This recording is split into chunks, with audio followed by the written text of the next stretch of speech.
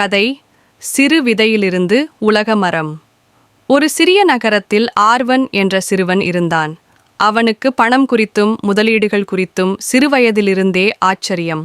அவன் எப்போதும் மக்கள் கடைகளில் வரிசை நிலையை கவனிப்பான்.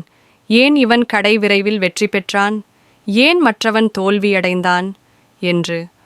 ஒரு நாள் பசுமை பூங்காவில் நடந்து கொண்டிருந்த போது அவர் தனது தந்தையிடம் கேட்டான், நான் இந்த மரங்களைப் போல வளர விரும்புகிறேன்.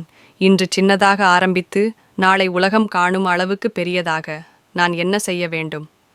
அதற்கு தந்தை சொன்னார், ஒவ்வொரு நாளும் சிறு சிறு விதைகளை விதை.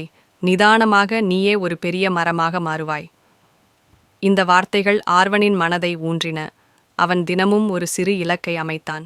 ஒரு புதிய புத்தகம் வாசித்தான். சிறிய பணங்களை சேமிக்கத் தொடங்கினான். நண்பர்கள் வீடியோ கேம்ஸ் விளையாடும்போது ஆர்வன் ஒரு சிறிய கடை ஆரம்பிக்க நினைத்தான். அவன் முதலில் சில்லறை வேலைகள் செய்தான். பத்திரிகை விநியோகம், கடைகளுக்கு வேலை செய்தல். அந்த பணத்தில் சிறு முதலீடுகளை ஆரம்பித்தான். சிறிய வெற்றிகள் பெரும் உற்சாகத்தை கொடுத்தன. ஆர்வன் ஒருபோதும் விரைவில் பலன் எதிர்பார்க்கவில்லை. அவனது கொள்கை, சாதனைகள் என்பது சூரிய ஒளியில் வளர்ந்த மரம் மாதிரி. சற்றே ஆகும், ஆனால் வேர்கள் ஆழமாக போகும். பல வருடங்கள் கழித்து ஆர்வன் உலகம் காணும் அளவிற்கு பெரிய முதலீட்டாளராக மாறினான். அவனை பற்றி சொல்லும் ஒவ்வொருவரும் ஒரே விஷயத்தையே சொன்னார்கள்.